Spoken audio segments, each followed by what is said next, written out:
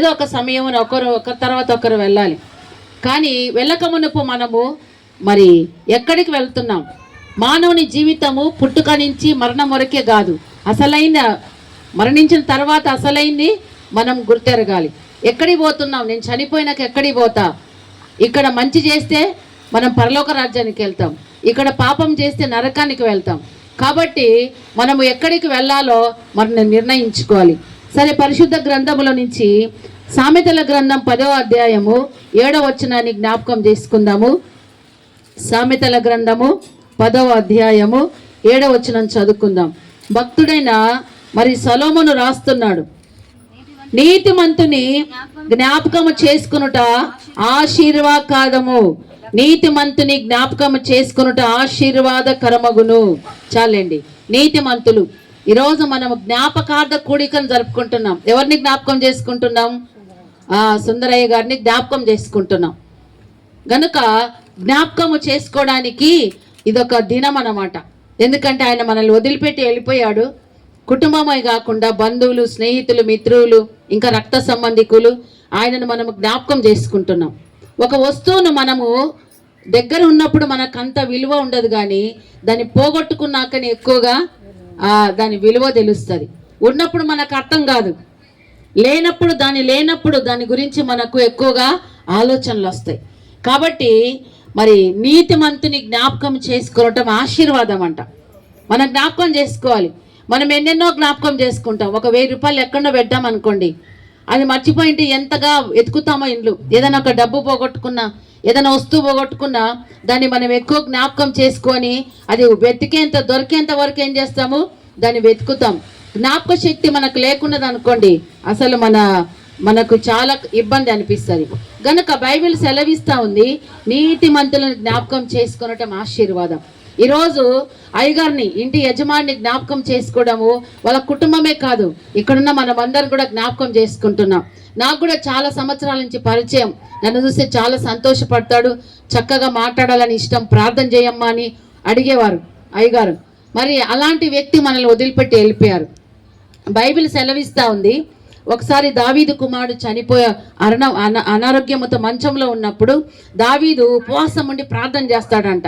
ఉపవాసం ఉండి ప్రార్థన చేస్తాడు, ప్రభువా ఈ బిడ్డను బ్రతికించని. కానీ ఆ బిడ్డ బ్రతకకుండా చనిపోయినాక ఏం చేస్తాడంటే, అప్పుడు లేచి స్నానం చేసి నాకు అన్నం తేండి అని తెచ్చినాక మరి ఆయన తింటున్నప్పుడు అడుగుతారంట, రాజా ఇంతవరకు భోజనం చేయమంటే నువ్వు చేయలేదే, నువ్వు భోజనం చెయ్యక ఉపవాసం ఉన్నావు, నీ గడ్డం పెరిగినాయి, తల ఎంట్రుకలు పెరిగిపోయినాయి, నీ కొడుకు మంచంలో ఉన్నంత వరకు నువ్వు అన్నం తినకుండా ఏడ్చావు, ప్రార్థన చేసావు. ఇప్పుడు చనిపోయినాడు అంటుంగానే నువ్వు లేచి గడ్డం గీక్కొని తల వెంట్రుకలు మరి కట్ చేసుకొని నువ్వు స్నానం చేసుకొని బట్టలు మార్చుకొని భోజనం చేస్తున్నావు ఏంటి అంటే, అప్పుడు ఒక మాట అన్నాడంట, ఈరోజు నా కొడుకు బ్రతికున్నంత వరకు బ్రతికించు ప్రభు అని ప్రార్థన చేశాను. ఆయన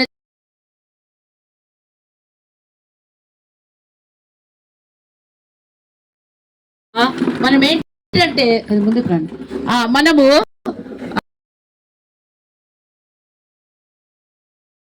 బ్రతికిన దగ్గరికి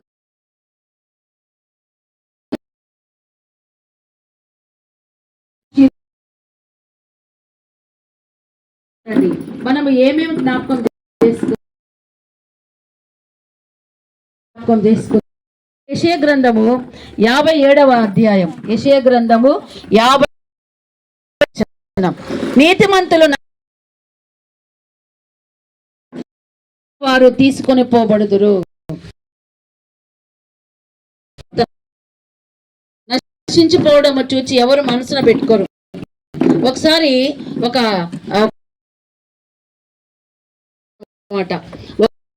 డాక్టరు ఏమైందంటే, ఆయన ఒక ప్రయాణమై వెళుతూ ఒక ప్రాంతంలో ప్రయాణమై వెళుతూ మధ్యలో పిల్లలు ఏం చేశారంటే నీళ్ళు అడిగారంట, తినడానికి తిండి నీళ్ళు అడిగితే ఆయన పక్కన రోడ్డు ప్రక్కన కారు ఆపి ఆ డిక్కీలో నుంచి వాళ్ళ కోసం నీళ్ళ బాటలో భోజనం తీస్తూ ఉంటే వెనక నుంచి ఒక వెహికల్ గుద్ది చనిపోయాడు. ఎలాంటి వాడు అంటే ఆయన మంచి డాక్టర్. రెండోదిగా దేవుని చేస్తాడు కదా, దేవుని సేవ చేస్తాడు, ఒక డాక్టర్ మంచోడు, ఎందుకు ఇట్లాంటి మరణం మరణించాడు, ఆయనకు మంచి మరణం రాలేదే అని అంటారు. అయితే దేవునికి తెలుసు, నీతిమంతులను ఆయన తొందరగా తీసుకుపోతాడు, మంచివారిని త్వరగా తీసుకుపోతాడు. ఎందుకంటే మంచోళ్ళంటే ఇష్టం ఆయనకు, తన బిడ్డలను తన దగ్గర ఉండాలని తీసుకుపోతాడు ప్రభు. అందుకని యేసుక్రీస్తు లోకంలో పోలుస్తాడు. నిద్రపోతున్న మనం లేస్తామా లేదా? అలాగే క్రైస్తవులమైన మనము, అందుకనే మరి లాజరు చనిపోయిన తర్వాత యేసుక్రీస్తు అన్నాడంట, లాజరు ఎక్కడున్నాడు? ఆయన నిద్రించుచున్నాడు, రండి మనం లేపుదాము. నిద్ర రండి అన్నప్పుడు అందరు నవ్వుకున్నారంట. ఇప్పటికి 4 రోజులు అయిందంట సమాధి చేసి లాజర్ని. నిద్రపోతున్నా అంటున్నావు కదా అని అందరు నవ్వుకున్నారంట. కానీ యేసయ్య వెళ్ళి లేపినాడు. ఏమన్నాడు? లాజరు బయటికి రాన్నాడు. మనందరికి తెలుసు కదా, యేసయ్యకు శక్తి ఉంది కాబట్టి ఆయన నమ్ముకొని మనం చనిపోయినా తిరిగి దేవుడు మనం లేపుతాడు. ఎందుకంటే ఆయన తిరిగి లేచాడు. ఏ దేవుళ్ళు కూడా ఇంతవరకు చనిపోయి లేచిన వారు లేరు, ప్రభు అయిన యేసుక్రీస్తు మాత్రమే. హల్లెలూయా. కాబట్టి మొదటిగా మనము హెబ్రీ పత్రిక 11వ అధ్యాయం, మొదటిగా మనము నీతిమంతులను జ్ఞాపకం చేసుకోవాలి, మంచివారిని జ్ఞాపకం చేసుకోవాలి. పొద్దున ఏందండి ఇటటోళ్ళని జ్ఞాపకం వచ్చినారు అంటాం కదా. మంచోళ్ళను జ్ఞాపకం చేసుకోవాలి. చల్లటి పూట మనం మంచోళ్ళను జ్ఞాపకం చేసుకుంటున్నాం అంటారు కొందరు. గనుక మనం ఎవరిని జ్ఞాపకం చేసుకోవాలంటే మొదటిగా నీతిమంతులను, అంటే మంచోళ్ళను మనము జ్ఞాపకం చేసుకోవాలి. అలాగే హెబ్రీ పత్రిక 11వ అధ్యాయము మరి 15వ వచనంలో మనం చూస్తాము, వారు ఏ దేశం నుండి వచ్చిరో ఆ దేశమును జ్ఞాపకం అందుకున్న ఎడల మరలా వెలుటకు వారికి వీలు కలుగును. ఏంటంట? మనం ఎక్కడి నుంచి వచ్చామంటే మనము దేవుడు పంపితే వచ్చాం, మన పరలోకం నుంచి వచ్చాము. మళ్ళీ ఎక్కడికి పోవాలి? అక్కడికే పోవాలి. ఇప్పుడు మనము షాప్కి వెళ్తాం, వైవి స్ట్రీట్కి వెళ్తాం, లేకుంటే బజార్కి వెళ్తాం. మన ఇంటిలో నుంచి వెళ్ళినా మనము బజార్లో కొనుక్కొని మళ్ళీ ఇంటికి వచ్చామా, లేకుంటే యాడికన్నా పోతామా? పిల్లలు అడుగుతారు, మా వచ్చండవు లేదంటే, రే నేను ఇంటికే వచ్చండారు, ఇంక యాడికి పోతా అంటాం కదా. అలాగే మనం ఎక్కడి నుంచి వచ్చామంటే మనం దేవుని దగ్గర నుంచి వచ్చాం. మళ్ళీ ఎక్కడికి పోవాలండి? దేవుని దగ్గరికి వెళ్ళాలి. ఈ నిరీక్షణ కలిగి ఉండాలి. రెండవదిగా నీతిమంతులైన వారిని జ్ఞాపకం చేసుకోవాలి. రెండవదిగా మనం ఎక్కడి నుంచి వచ్చామో అక్కడికే వెళ్ళాలంటే మనం ఆ దేశాన్ని జ్ఞాపకం పెట్టుకోవాలి. అందుకని భక్తుడు అంటాడు, పరలోకము నా దేశం. మనందరి దేశం ఏంటి? పరలోకము. పరలోకం నుంచి వచ్చాము, మళ్ళా తిరిగి ఎక్కడికి వెళ్ళాలి? పరలోకానికి వెళ్ళాలి. మొదటిగా మనము నీతిమంతులను జ్ఞాపకం చేసుకోవాలి. రెండవదిగా ఏ దేశం నుంచి వచ్చామో ఆ దేశాన్ని మనం ఏం చేయాలా? జ్ఞాపకం పెట్టుకోవాలి. మూడవదిగా చూడండి, పరిశుద్ధ గ్రంథంలో నుంచి 2 తిమోతి పత్రిక 2వ అధ్యాయము 8వ వచనంలో చూసినప్పుడు, 2వ అధ్యాయం 8వ వచనం, 2 తిమోతి పత్రిక 2వ అధ్యాయము 8వ వచనం, నా సువార్త ప్రకారము దావీదు సంతానములో పుట్టి మృతుల నుండి లేచిన యేసుక్రీస్తును జ్ఞాపకము చేసుకోవాలి. ఎవరినంట? యేసుక్రీస్తును మనం జ్ఞాపకం చేసుకుంటున్నామా? మనకు దేవుడు ఎప్పుడు జ్ఞాపకం వచ్చాడు అంటే కష్టంలో వచ్చినప్పుడే జ్ఞాపకం వచ్చాడు. అన్ని బాగున్నప్పుడు జ్ఞాపకం రాడు. కడుపు నిండినప్పుడు ఏమొచ్చదు? నిద్ర వచ్చది. మనం కడుపు ఆకలిగా ఉండి మనకు ఏదైనా అనారోగ్యాలు ఉన్నప్పుడు అప్పుడు మనకు యేసయ్య జ్ఞాపకం వస్తాడు, అప్పుడు దేవుని జ్ఞాపకం వస్తాడు. కనుక మొదటిగా నీతిమంతులు జ్ఞాపకం చేసుకోవాలి. మనం ఏ దేశం నుంచి వచ్చామో ఆ దేశాన్ని మనం జ్ఞాపకంలో పెట్టుకుంటే మళ్ళీ తిరిగి వెళ్ళడానికి వీలవుతుంది. అప్పుడప్పుడు చిన్నపిల్లలు తప్పిపోతూ ఉంటారు. ఏంటి రే మీ ఇల్లు ఎక్కడ చెప్పు అన్నప్పుడు ఇల్లు తెలియక, చిన్న బిడ్డ కాబట్టి తెలియక ఇల్లు తెలియక తిరుగుతూ ఉంటారు. ఇంకొకళ్ళు ఏంటి, పెద్ద పిల్లలు, వాడు పెద్దోడు, ఆ అమ్మాయి పెద్ద అమ్మాయి, ఇల్లు తెలుసులే వచ్చేది, మళ్ళీ ఎంత దూరం పైన వచ్చేదిలే అనుకుంటాం. అలాగే మనం కూడా తెలిసిన వాళ్ళము, పరలోకం నుంచి వచ్చాము, మళ్ళీ తిరిగి ఆ దేశానికి వెళ్ళాలి. మనం మర్చిపోకూడదు మన దేశాన్ని, మన దేవుని మనం మర్చిపోకూడదు. రెండోది. మూడోదిగా యేసుక్రీస్తుని జ్ఞాపకం చేసుకోవాలి. మృతుల నుండి లేచిన యేసయ్యను జ్ఞాపకం చేసుకోవాలి మనం. నాలుగోదిగా 1 కొరింథీ పత్రిక 11వ అధ్యాయము 1 కొరింథీ పత్రిక 11వ అధ్యాయము 24వ వచనం చదువుకుందామండి. దానిని విరిచి ఇది మీ కొరకైన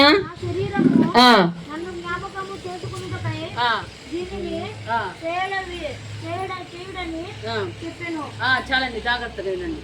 మనము యేసుక్రీస్తుని జ్ఞాపకం చేసుకోవాలి. మూడవదిగా. నాలుగవదిగా మనం ఎవరిని జ్ఞాపకం చేసుకోవాలంటే యేసుక్రీస్తు శరీరమును రక్తమును జ్ఞాపకం చేయాలి. ఆదివారము బాప్తిసం తీసుకున్న మనము బల్లలో చేతులు వేస్తాం కదా. బల్ల తీసుకుంటాం, ఆయన శరీరము రక్తంను తీసుకుంటాం.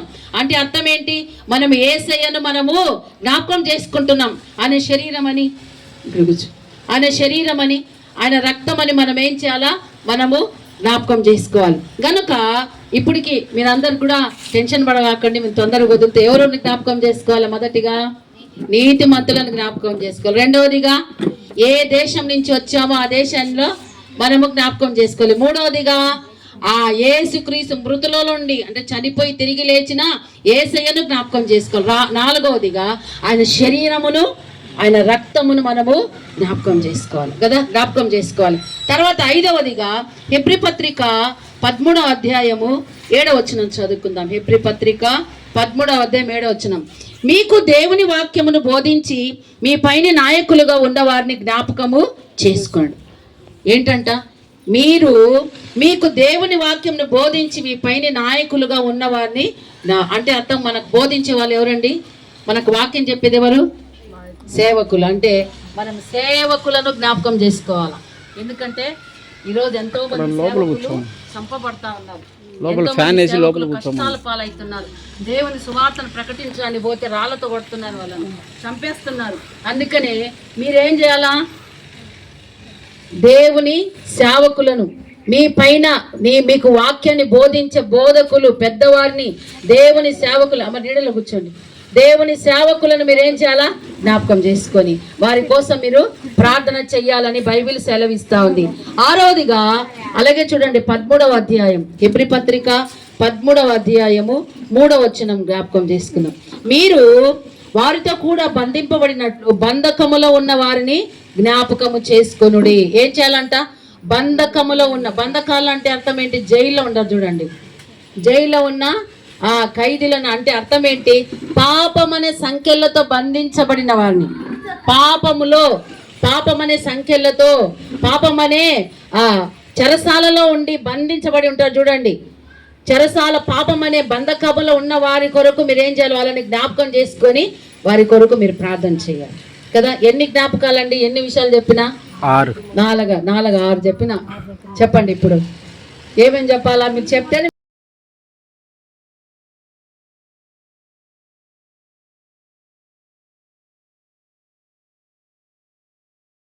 అంటారు, పులివెందలు అన్న కదా వచ్చింది దిగుమా అంటారు. అయ్యా ఇది నాకు తెలియదు అంటే ఫస్ట్ దిగు తల్లి నువ్వు అంటారు కదా. కనుక మన దేశం ఏది? పరలోకము,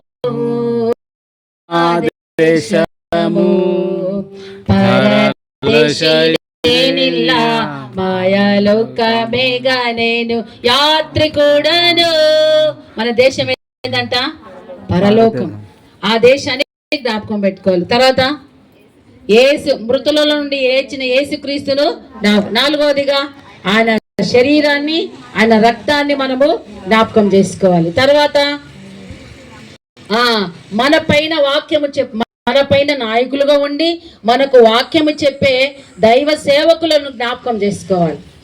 ఆరవదిగా బంధించబడిన వారు. బంధకాలు అంటే అర్థం ఏంటంటే ఇంకా పాపం అనే బంధకాల్లో ఉన్నారండి చాలా మంది. వారి కోసం నువ్వు ప్రార్థన చేయాలి, వారిని నువ్వు జ్ఞాపకం చేసుకోవాలా. పొద్దున్న లేచే వాళ్ళ తిట్టిన వాళ్ళను, కొట్టిన వాళ్ళను, అప్పు ఇచ్చేటోళ్ళను, నువ్వు దాచిపెట్టుకున్న డబ్బులను అవి కాదు జ్ఞాపకం చేసుకునేది. ఏం జ్ఞాపకం చేసుకోవాలా? ఇప్పుడు చెప్పిన యేసు ప్రభుని జ్ఞాపకం చేసుకోవాలి. పొద్దున్న లేచే పోయిన ఆదివారం ఏం చెప్పినాడు పాస్టర్ అయ్యాన్ని జ్ఞాపకం చేసుకోవాలా. వాటిని జ్ఞాపకం చేసుకుంటే లోక సంబంధంలో వాటిని గురించి చేసుకోకూడదు. కనుక బైబిల్ సెలవిస్తూ ఉంది ఏంటంటే దైవ సేవకులు, మన పైన ఉంటున్న అధికారులుగా మనకు వాక్యాన్ని బోధించే దైవ సేవకుల కొరకు మనం ఏం చేయాలా? జ్ఞాపకం చేసుకోవాలి. యేసుక్రీస్తు కూడా మనల్ని జ్ఞాపకం చేసుకున్నాడంట. చూడండి హెబ్రీ పత్రిక 2వ అధ్యాయం 6వ వచనం చదువుకుందాం. నేను ముగిస్తున్నాను. హెబ్రీ పత్రిక 2వ అధ్యాయం 6వ వచనం. అయితే ఒకడు ఒక చోట ఇలాగున దృఢముగా సాక్ష్యం ఇచ్చుచున్నాడు, నీవు మనుష్యుని జ్ఞాపకము చేసుకొనుటకు వాడే పాటివాడు, నీవు నరపుత్రుని దర్శించుటకు వాడే పాటివాడు, నీవు దేవదూతల కంటే వారిని కొంచెము తక్కువగా చేసితివి, మహిమ ప్రభావములతో వానికి కిరీటము ధరింపజేసితివి, నీ చేతి పనుల మీద వానికి అధికారము అనుగ్రహించిన. దేవుడు కూడా మనల్ని జ్ఞాపకం చేసుకుంటున్నాడంట. మనం మట్టిలమండి. మనం ఎవరు అంట మట్టి. ఆదాము ఎక్కడి నుంచి చేసినాడు దేవుడు? మట్టితో. అందుకని ప్రతి మనిషి మట్టి. ఎంత స్నానం చేసి ఇట్ట గోకినా ఏమొచ్చదు? బంగారం వచ్చదులే. ఒకవేళ బంగారం వచ్చా అంటే ఈరోజు బంగారానికి ఎందుకు రేటు ఉంటుందంట కదా. మనం మట్టి వారమంట. అందుకని అంట దేవుడు మట్టి వారైన మనల్ని జ్ఞాపకం చేసుకుంటున్నాడంట. అందుకని ఈరోజు బ్రతికి ఉన్నామండి. దేవుడు మనల్ని జ్ఞాపకంలో ఉన్నాం కాబట్టి, అందుకని దేవుడు మనల్ని జ్ఞాపకం ఒక చోట రాయబడిందంట. ఈ మాటనే 8వ కీర్తన 4వ వచనం చదువుకుందామండి. ఒక చోట రాయబడి ఉంది అంటున్నాడు. గొప్ప రాజు, ఇశ్రాయేలుకు 2వ రాజైన దావీదు రాస్తున్నాడు. 8వ కీర్తన 4వ వచనం చదువుకుందాం. నీవు మనుషుని జ్ఞాపకము చేసుకున్నటకు వాడేపాటి వాడు? నీవు నరపుత్రుని దర్శించటానికి వాడేపాటి వాడు? దేవుని కంటే వానిని కొంచెం తక్కువనిగా చేసేది. చాలండి. దేవుని కంటే ఎంత తక్కువ అంటాం మనమంట? కొంచెం అని దానికి ఎంత అంటాం? ఎంత చూపించాము? ఇంత అంటామా?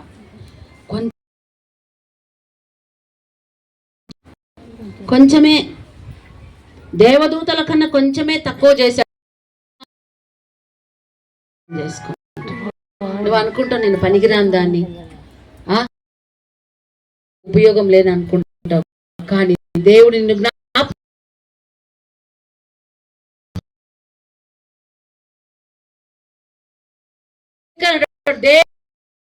తక్కువ కృపలో నడిపిస్తున్నందుకు దేవునికి వందనాలు చెల్లిద్దాం. ప్రార్థన చేసుకుందాం. ఈ సమయంలో మన మధ్యలో ఉంటున్న నాని వచ్చి ప్రార్థన చేస్తారు.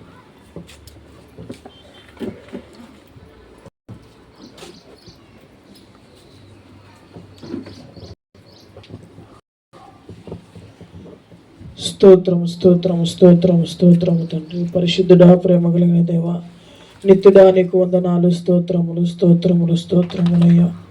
మరి ప్రభువానైనా గడిచిన ఏడాది ప్రభువానైనా ఈ యొక్క కుటుంబంలోనైనా ఒక లోటు ప్రభువా మేము చూసామయ్యా.